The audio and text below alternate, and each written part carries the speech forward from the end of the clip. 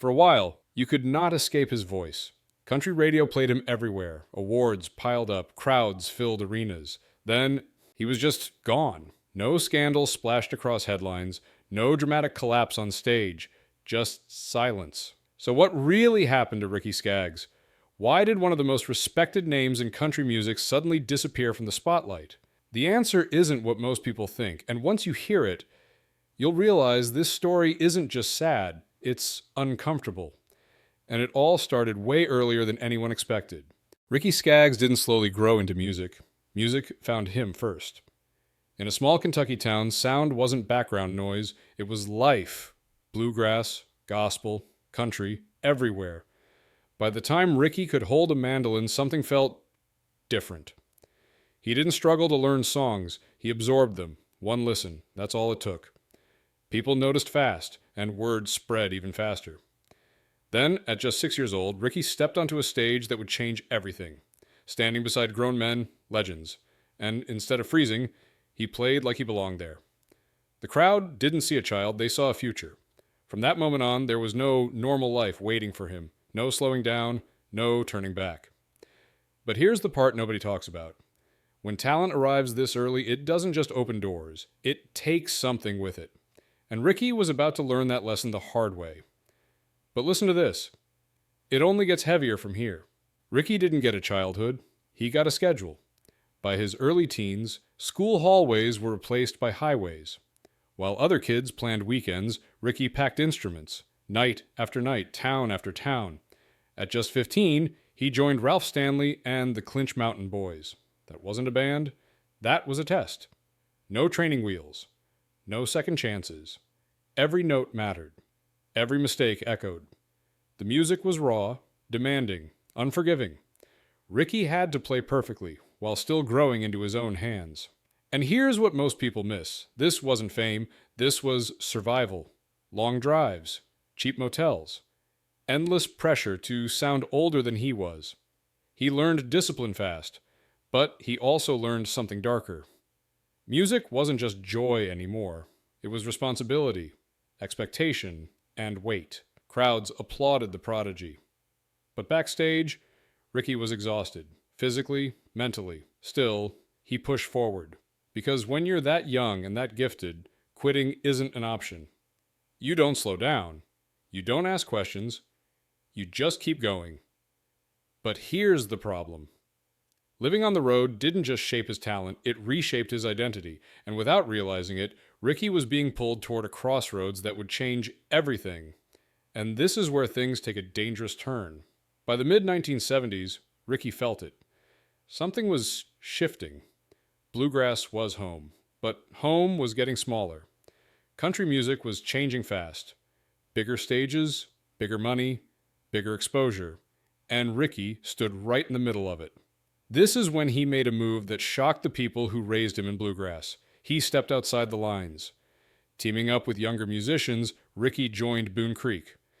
It wasn't traditional. It wasn't safe. And it definitely wasn't what purists wanted. Bluegrass speed mixed with country melodies, a little rock edge, a lot of tension. Some people loved it. Others said he was drifting too far. But Ricky didn't stop. Then came the call that changed his future.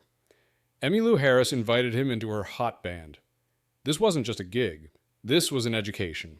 Night after night, Ricky watched how real stars moved crowds, how songs were shaped for radio, how tradition could survive inside something bigger. For the first time, he saw the machine behind the music, and it clicked. Bluegrass and country weren't enemies. They were puzzle pieces. If you fit them together the right way, you could reach millions. But here's the part nobody warned him about. Once you step into the spotlight never lets go. And Ricky was about to take one more step that would launch him to the top of country music and quietly start the countdown to his disappearance. Because what happened next didn't just change his career, it changed his life. The deal looked perfect. Big label, big push, big expectations. When Epic Records signed Ricky Skaggs, Nashville believed they could shape him. They were wrong. Ricky didn't bend, he doubled down. Fiddles stayed loud. Mandolins stayed sharp. The songs stayed traditional. And somehow, it worked. Country radio exploded. Hit after hit.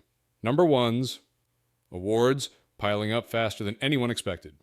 While others chased pop polish, Ricky dragged country music back to its roots and made it mainstream again. People didn't just like him, they trusted him. He became the face of something bigger. A movement. Neo-traditional country. Steel guitars. Honest lyrics. Real musicianship. For a moment, it felt unstoppable. But here's the uncomfortable truth. When you revive the past, you eventually stand in the way of the future. Behind the scenes, the industry was already changing. Executives wanted smoother sounds, younger faces, bigger crossover appeal. Ricky heard the whispers, but he ignored them. Because when you're winning this hard, you don't believe the floor can fall out. And that was the mistake. Because while he was topping the charts, country music was quietly preparing to move on without him. And when that shift hit, it didn't come with a warning. The change didn't happen overnight. That's what made it worse. One year, his songs were everywhere. The next, they weren't. Country radio shifted. Softer hooks. Pop shine. Crossover stars. And Ricky Skaggs didn't fit the new mold. Program directors stopped calling. Singles stalled. Albums didn't land the way they used to. No scandal, no headline collapse, just quiet rejection. And that silence is brutal. Because it makes you question everything. Was the sound wrong now? Was the audience gone? Or did the industry simply move on? Executives started pushing ideas. Modernize it. Smooth it out. Just tweak the edges. But listen to this. Ricky refused. He wasn't interested in chasing trends. He wasn't willing to sand down what made him who he was. So the gap grew. Less airplay, less visibility, fewer doors opening. And here's the part most fans never realized. This wasn't failure, this was a standoff. Ricky versus the machine. And machines don't argue, they replace. By the mid-1990s, the writing was on the wall. His era in mainstream country was ending. Not because he couldn't adapt, but because he wouldn't. And then he made a decision that stunned Nashville. A move so unexpected, so final, that people thought he was throwing everything away. But the reason he did it will change how you see this entire story. This is where the story flips. Instead of fighting harder, Ricky Skaggs walked away. No farewell tour, no dramatic announcement, just a quiet exit from the game he once dominated. Nashville didn't understand it. Fans were confused. Executives thought he was making a mistake. Why leave when the door is only half closed? But listen closely. Ricky wasn't losing music. He was losing himself. So he went back to the only place that ever felt honest. Bluegrass. Not as a nostalgia act. Not as a comeback stunt. As a reset. He formed a new band. Stripped the sound down. No gloss. No trends. No compromises. Just speed. Precision. Emotion. And something unbelievable happened. The passion came back. The joy returned. The crowds felt it immediately. Awards followed. Respect followed. But this time, it wasn't about charts. It was about control. Ricky realized something most artists never do. Fame is loud, but purpose is quiet, and the quiet felt better. Yet, here's the part that makes this story truly sad. By choosing authenticity, he accepted invisibility. The mainstream moved on. But Ricky didn't disappear. He just stopped playing a game that no longer matched his soul. And that realization changes everything about how this story should be remembered. Ricky Skaggs didn't disappear because he failed. He disappeared because he refused to become someone else. In an industry that rewards reinvention at any cost, he chose identity over relevance.